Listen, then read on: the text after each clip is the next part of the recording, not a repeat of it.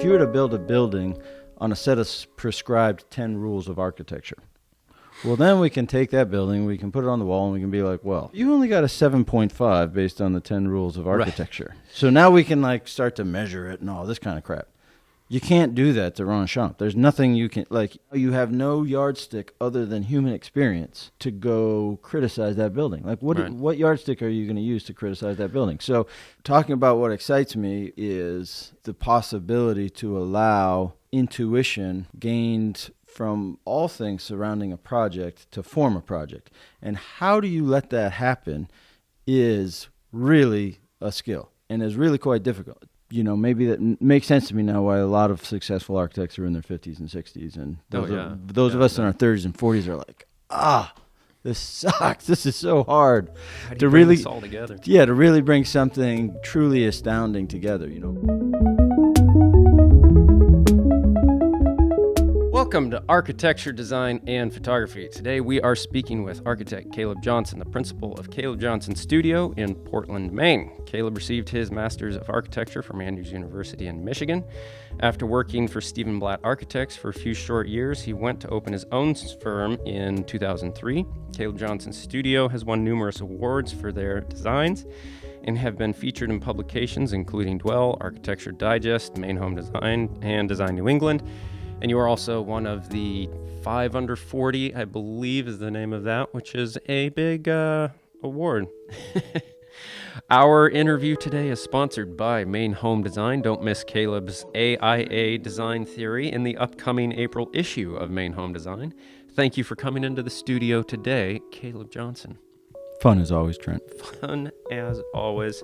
You also started your career with some very notable people as well. Trent Bell himself. Yeah, and in spite of that, you're still in business. That's true. Yeah, I managed to survive that. A slight bit of background for people who might pick up on some jostling back and forth here. Caleb and I have known each other since high school, and we started your firm together, and we quickly realized that I was not a great architect to sit behind a desk every day or run a business with that many people and everything else. It just didn't seem to fit the old Trent Bell very well, but you have gone on. You realize that, yeah.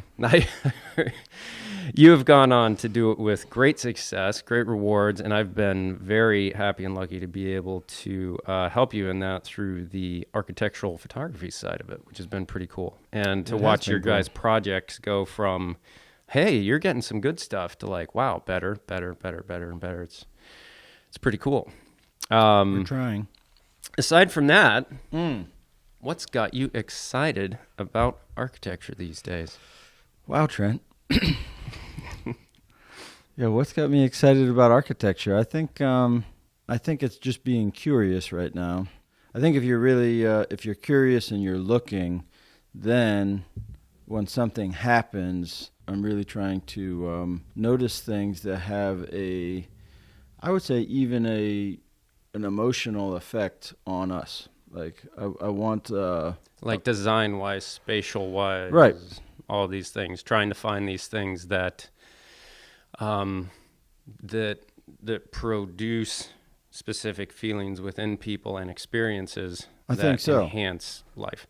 Yeah, I think so, because and that's not at all a statement to say that's the way all architecture needs to be practiced, because sometimes you need a building to house a warehouse, and you need a practical solution of how to back a UPS truck up to it or something like that. And that, like, we don't need to get very philosophical about that. Or some people may practice architecture in another way, which is within a style. Like, you may be like, well, yeah, I'm a classical architect, or like you could even formula. Yeah, you could be like, I'm a modern architect, and so this is what I do and this is what I don't do. There's nothing the matter with that. It produces absolutely beautiful buildings, that are also a little more proven than experimenting on the edge of success and failure. Yeah, very, very, very good point. You're taking a risk. I don't know if I should say this, but you're taking a risk if you design with me in my studio, because we're gonna probably push back. We're probably gonna think hard. We're gonna spend some time on it. And there's a lot of other studios like that. We're certainly not alone in that. But I think you could find very different ways of approaching architecture the way I'm approaching architecture is just as much as I can afford to on a given project, on a given conversation with somebody in the studio, or a conversation with one of my clients. I'm really trying to be curious about what the driving forces are behind a design and behind a building, and why are we talking about doing this building. And I've started to notice, I'd say just over the past years, and all of this has been noticed by other people, I'm sure. We're all just kind of building on the past and building on other ideas. But I've started to notice like some really obvious, extremely common threads about what drives, for instance, a good home design, you know? And those patterns that I've noticed, we could talk about them very simply. You can boil them down to, I've thought and talked about them as vectors recently. And vectors is something that has a direction and magnitude behind it. And so client comes to me, they have a direction. They're like, we have been living in a large antique home for 15 years. It's a bit dark. We loved it, but we want to go with something a little bit more clean, a little bit more neat, and infused with light. Like they come with that type of direction behind them, and you can kind of like infer, but that has a direction, right? Then the site that a building's going to be on or already is on, if we're renovating it, has its own direction. And that direction has a feeling to it. Sure. Yeah, it has like you can stand on that site and you can feel that influence of the site. You can feel like, it has to do with the way the sun hits it. It has to do with where the views are. It has to do with like the density of the buildings or lack of buildings around it. It has a feeling and it has a direction of its own. I think the best designers and architects know how to feel like you're saying, a site in a space like that, and translate a built environment into that then serves the need of the client within that space, to the point where everyone that comes through that space just cannot avoid but really just like, whoa, something is here. And you see that in consistency in like movie sets. They say from the beginning, here's the look and the feel that we want. Right. And there's so much money involved in, and the ability to pick such highly talented people. Yeah. You look at set designers and everything else, and they're able to just fully communicate this feeling through a set design, and even the architecture and the mood and the lighting and everything else is really interesting. But I will say I have noticed, I've been doing it pretty darn close to 20 years now, and I noticed like now I'll give myself the credit of being able to walk on a site with like somebody who's never built a house before, doesn't, they're just like, hey, we're going to build a house. We obviously need somebody to draw it, help us design it.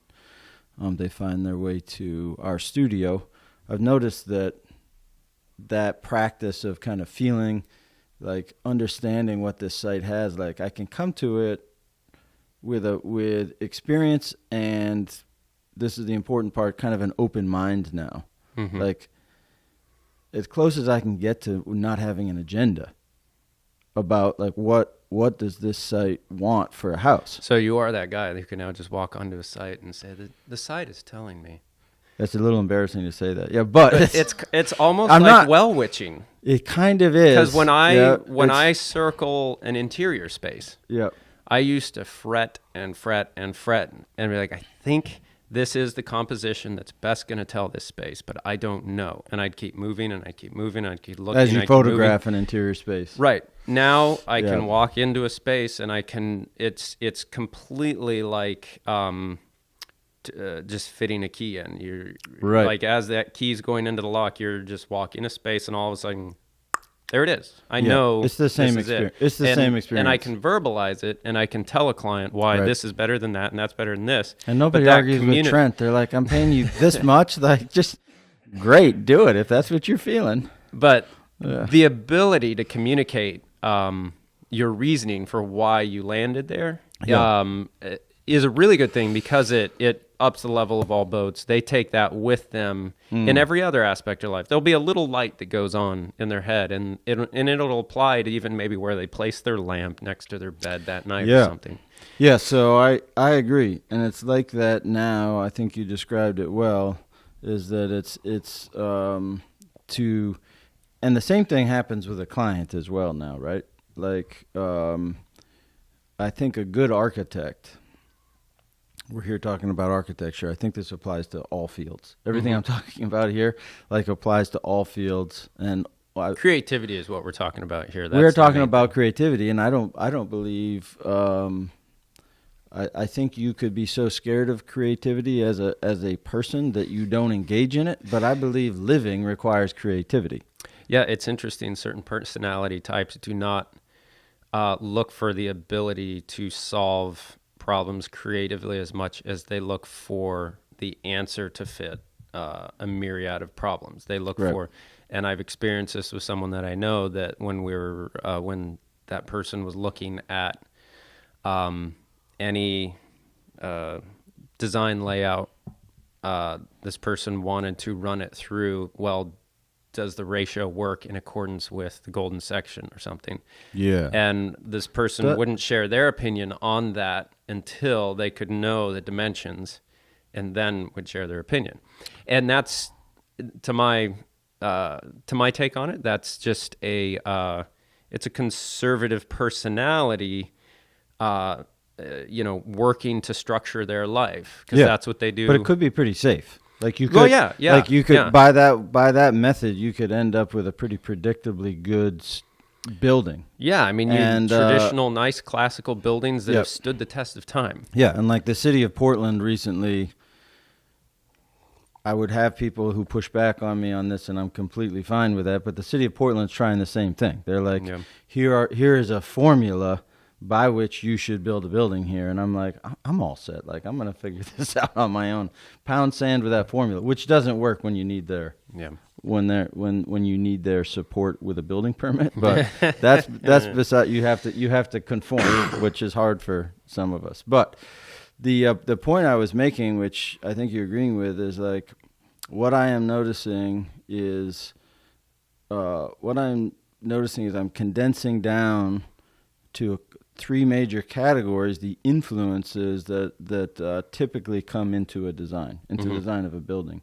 Name those influences. So the first one is the client, and you can also, like you're describing, you could, like, previously in many years past, I think I would get overly detailed and try to get in there and get all the information, catalog the information. Let's make a chart of the information, and and now it's more like let's get to know each other. It's not different than a conversation like this. And I think often my clients are like, why is he asking where my daughter goes to college and how old she is? Like, what does that have to do with anything? Right. But it actually quite does, in terms of, like, we're designing a house for a family. We're designing a restaurant for whatever, for a specific clientele that type of food wants. Like, all of a sudden, all these details become important. Right. But it's now, for me, it's this process of I'm interviewing a client.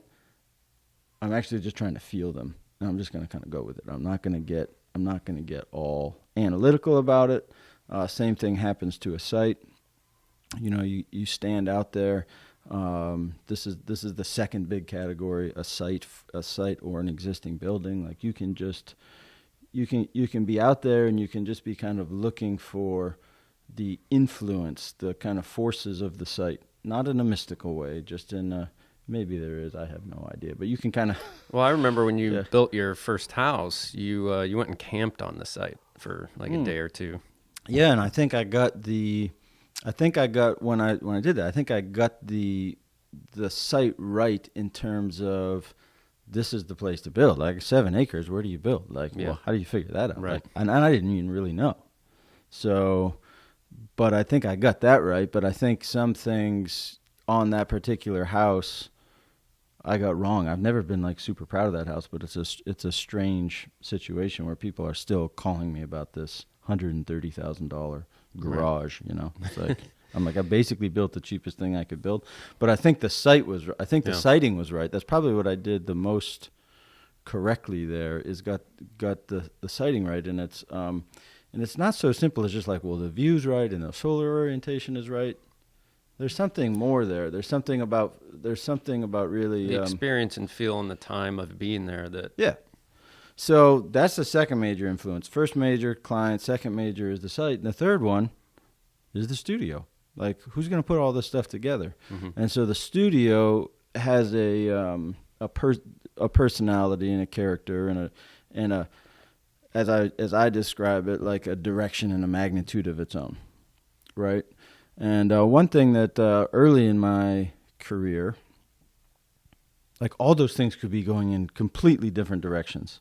And it was like, the studio wants to do this cool modern thing that we're going to get all these, like, ooh, what are they doing, And the client is like, I just need a building permit, and you look like you're young and cheap, so can you just get me a building permit?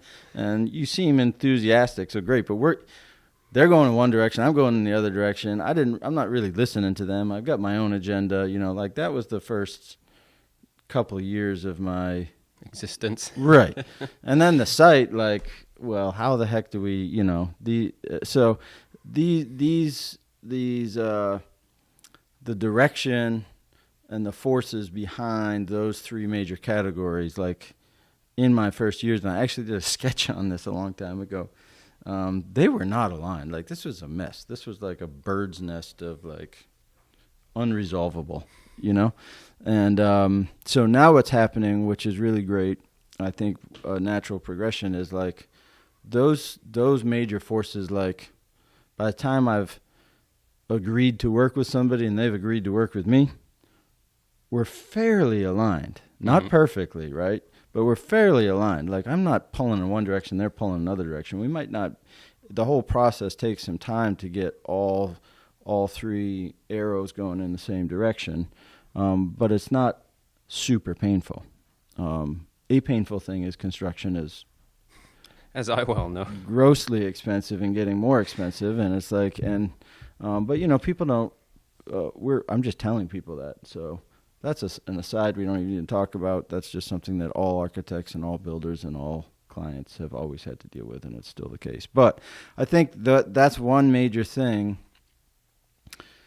That's not been getting me excited. That's just something I've been noticing. Right. Is like, this is how you pull together a project, is you have to get alignment, which sounds terribly boring and corporate, but you have to get alignment on those three forces that influence a project. And that's what I do.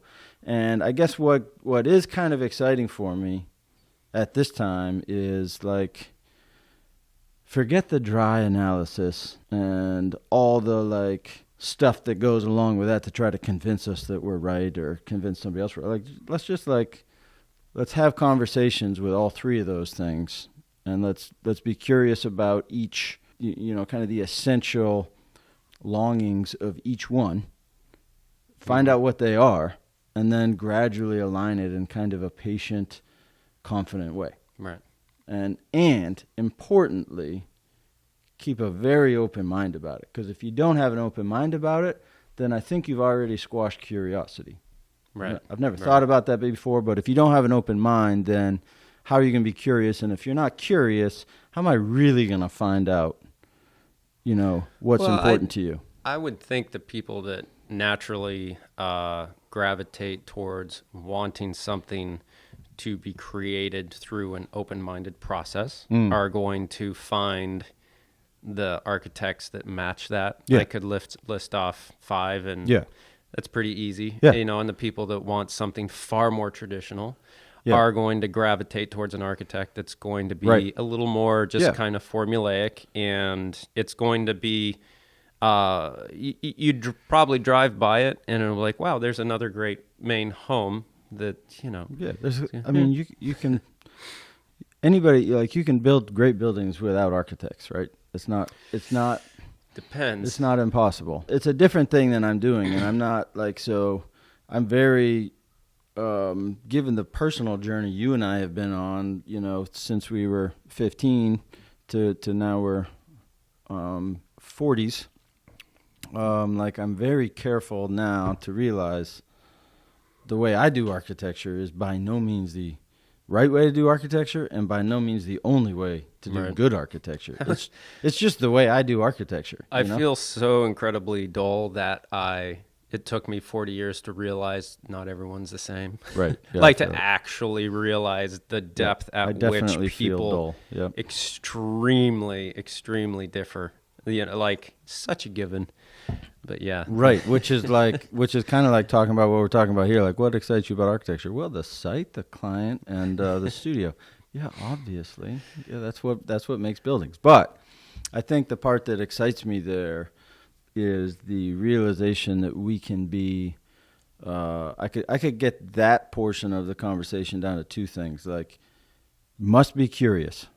Like, that is an essential character of being, I believe, a great designer. Whether you're designing a table, an iPhone, or a building, or your next speech, you have to be curious, so that you can be open to the forces that are going to drive the curiosity. So curiosity, I think, is absolutely the critical piece. And I also think it's just it's a general call of exploration to further humanity in its search for deeper and deeper truth. Right. And in every aspect of life, architecture, design, photography, you name it, relationships, spirituality, whatever, that I think curiosity is going to be held within certain personality types, which are the ones that get in the sailboat and go across the sea to see what's over there. I think it's I don't know. We're trained as architects. I'm out there trying to figure this junk out. I think curiosity is like an essential characteristic of being human. And curiosity... I think everyone has it, but I think there's about 50% of the population that embraces it far more as a just biological personality trait, which is neither right nor wrong. It's just a part of society, it's their call to add their part to society. I guess I agree with you, and I guess what I'm saying is it's absolutely essential for progress. And by being curious, you're going to destroy a lot of things. You're going to hurt yourself. You're going to hurt others. That is true. But you're going to also better a lot of things. Yep. And you're going to be open to what you don't know. I think that's kind of like that's like the given in curiosity. Like, if we already know it, we're not curious. So I think that excites me about it, and I enjoy like being curious about like you, like, why in the hell would he say that to me in an interview about architecture? Like, what is that about? Because it's not about what I thought it was. So now I think that is exciting, to be curious about all three things, and including, like, now I give myself the right, like, to be curious about my leadership in the studio. Like, why am I interested in that, and why are people interested in my work? I've actually found different takes on leadership. Like, my dad teaches church leadership, which is really interesting when he goes to countries like Russia that are coming out of a far more top-down authoritarian type of leadership, to see the differences in how they naturally organize themselves compared to like what we're graduating to over here, open offices and everyone kind of touchy-feely making decisions together. And it's a different dynamic. Sounds like my studio. Yeah. So excitement, like to try to make it maybe understandable here, excitement about being curious. I think that is probably... Because there's so much you don't know, even in just approaching a desigan for a house that you can explore. Yeah. And I'm literally just talking about the design for redesign for a kitchen at an inn in, I don't remember if I was in Maine or New Hampshire yesterday, and like, I'm genuinely interested. It is just a kitchen in an inn, but I'm genuinely curious about what, there's 5 doors coming into this one room. Like, how on earth are we going to resolve this? And like, is each door really necessary? Let's think about that. Like, I can see some people being like, well, that's ultra boring, but somehow in my mind it's not, right? So I think that's probably what You might be doing what you're supposed to be doing then. Maybe it's possible. So in my mind, so I think that's what I'm excited about is the kind of gift that I've come across of being able to be curious for my work, right? And so that is exciting for me. And then there's another thing that's going on that's exciting for me as well, which is allowing myself to be more intuitive about my work, right? Which previously it's like, and I think like let's talk about. Talk I to can't me about imagine that. any. Like, why would you have been less intuitive before? Maybe more formulaic, but now more Correct. intuitive. So I imagine the only people that are going to listen to this conversation may be architects that are like, yeah, and probably not. I don't know who's listening to this, Trent, but let's talk about Le Corbusier. Millions of people. Right? So What about? Le Corbusier, Okay. right? So you and I know who this is. And The Crow. The Crow. Why How the hell- arrogant is a guy to name himself The Crow? Right. That's Yeah. like that's I don't get it. Imagine Scott Simon's Architects, and he has a moment, and he Right. decides he'll, for one, change his glasses and then name himself The Cat. It's pretty. No, we're not Scott Simon's Architects Is it- anymore. We are The Cat. Is it pretentious? I don't really know. It's definitely a funny thing. But The Crow is recognized as extremely important at last century, very beginning of the century, for changing the way we think about architecture. And He did Ron Champs, right? this is where I want to go. So he We starts did a it. daycare that was influenced by that. That was really interesting, actually. Yeah, I think this is what's interesting to me. Talking about intuition versus being much more analytical, right? So all young architects, not young, like all living architects are basically trained in modernism. There's very few that aren't. As a whole, like The school where we came from is like, you guys know timber frame, right? right, and they graduate 15 people a year, right? So still, the majority of architects. Sorry, Andrews. The majority of architects are trained in modernism. At Yeah. least are very fluent in it. And most architects I know gravitate towards modernism versus more traditional approach. Let's just Interestingly, though, in my class, it was me and one other guy. That's about it. But the guy in the class behind me that really was shining, gravitating that way as well.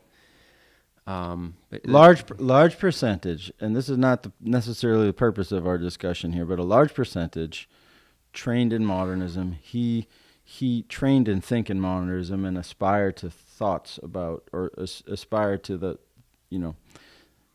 the way modernists think about architecture, right? So he's at the beginning of this, but he starts by writing a book towards a new architecture, which is exceptionally formulaic. I don't know if you remember it.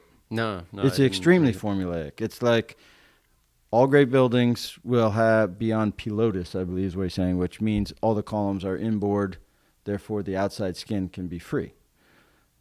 Good buildings have ribbon windows because the pilotis, so that's like, you look at modern like 1950 buildings and most people are like, oh, that's terribly ugly. And they have these long ribbon windows just circling the I building. like that. I know. It's Le Corbusier, right? But it also took on a very sterile quality. Yeah. So on and on and on, he's got like, I don't know. Somebody out there is going to be like, geez, you should get your history right. But he's got like, let's call them 10 points of the new architecture. Right. It is formulaic. You can literally follow this formula and end up with a good modern building. And to a degree you can, but it might be without heart. It is the formula for office buildings these days, especially in the 60s, and now we're changing it up. So that's the beginning of his career, right? Very successful, did some wonderful buildings. I've been at, like some of the houses, just like amazing spaces. Just transformed the way was involved in transforming the way a lot of people thought about architecture. Later in his career, you brought up Ron Champ. There is no formula. This guy has spent a career in architecture. I am not like talk to me about Louis Kahn and all. What am I excited about? I'm excited about Louis Kahn's work. You've always been that way. Embarrassingly so. Louis Kahn fanboy. So I'm a massive fan. I'm not sure why I need to be an architect because Louis Kahn existed. basically, like what's the point? That allows me to do kitchens, right? All right. Kitchen renovations, because what else? So anyway, this is interesting.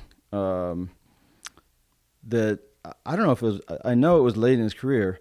Like, put the 10 rules of architecture basically down, and he comes up with this very organic, just wild. Like, I don't know of any other building shaped like that, looks like that, windows like that. There's no the rhyme or reason to the window placement. You can't. At the same time, there's no rhyme or reason behind it at all. I mean, what I'm saying is, and this comes from, like, I'm allowing myself now, like, a little bit of intuition, like a little bit of, like, put the rule book down, right, and do what feels good. And do what feels good has all sorts of bad connotations with it, but I think it can make, I don't think it needs to. I think that our intuition is subconsciously, it's like taking all the rules and the patterns and the history of whatever practice we're in, right? And it's crunching it all subconsciously, and then our intuition is like spitting out something that's maybe a little bit more inspiring and more to the point than if we just follow the rule book. And so look at Ron Champ versus some of his early work, and there's a stark difference. However, this is where other people might disagree with me who know more about Le Corbusier. However, there's the same spirit within it. He just kind of let it loose, and all of a sudden you've got a masterwork of architecture that nobody on this earth would ever dare to touch. It's literally, right. I mean, like, you couldn't improve it. You can't take anything away. You can't add anything to it. And that's exciting to me. I don't think you. I was listening to a podcast yesterday that they were talking about music and how when they're in the studio creating songs, they'll create like 100 songs for an album and they'll only use 12, 14, Right. And you keep refining those down, and eventually it's never finished, but at some point you have to release it. Right. Yeah. And it becomes, it's not something that is able to be objectively better or worse. It's just what it is, and it connects with a lot of people or not. You're not going to be like Ron Champ's. How are you going to even criticize it? Well, here's the thing. Can't. Like, I think thinking of it in a way that, well, this could have been better if, is not an applicable question. It's just, it applies and everyone feels it. It's just not a comparison in that way, I don't think. Well, think about it. Like, so that's a really good point. Like, think about, like, the work of, and it's hard to say this, like, if you don't know that only an architect could follow this conversation if you don't know these buildings we're talking about. But if you were to build a building on a set of prescribed 10 rules of architecture, well, then we can take that building, we can walk through it, we can put it on the wall, and we can be like, well, there's a high likelihood that'll be a good building. Yes, but you only got a 7.5 based on the 10 rules of architecture. Right. So now we can, like, start to measure it and all this kind of crap. You can't do that to Ron Champ. There's nothing you can, like. Yeah, you just kind of have to crumple those up and just sit there and experience it. All you can do is experience it. And I think that's an exciting crossover between, like allowing what I started this conversation, like, certainly he allowed the site, he allowed the client, which is a church or something, I don't know what it is. I'm imagining it's a Catholic church. Right. So, and he allowed his studio, and these are my own little, like, obvious categories. There's many other categories, but he allowed those three things to just kind of speak to him and manifest themselves into this building, right? And now you have no yardstick other than human experience to go criticize that building. Like, what yardstick are you going to use to criticize that building? So, the real good art, architecture, and everything else is not able to be objectively criticized. So there we go. So that's interesting. It's subjective experience that just starts to, like, ring true down the line to so many people. Right. So that's what's interesting to me. And I will emphasize it again. That's not the way all architecture should be practiced. Like, it makes sense, like, to build a office building as a developer for lease following the 10 rules of good office design in northern climates. Like, Sure. that makes sense. You don't need some whacked out architect like, let us philosophize about the nature of whatever. Like, Right. But talking about what excites me is the possibility to allow intuition gained from all things surrounding a project to form a project. And how do you let that happen is really a skill, and is really quite difficult to let the forces of the site and the client and the studio manifest themselves in a really expensive proposition built by 40 or 50 other people, designed by drawn by 3 or 4 other people. That, maybe that makes sense to me now why a lot of successful architects are in their 50s and 60s. And those of us in our 30s and 40s are like, this sucks. This is so hard. How do you bring this all together? Yeah, to really bring something truly astounding together, But what excites me is your question. That is something that excites me as well. It's the chance to be curious is exciting on a daily basis, and the chance to allow intuition to influence and not take myself to task for just being like, that does not feel right. I am bored and uninspired, and I'm allowing myself to say, well, that's because when I was standing on the site, I was genuinely curious, and this solution that's in front of me is not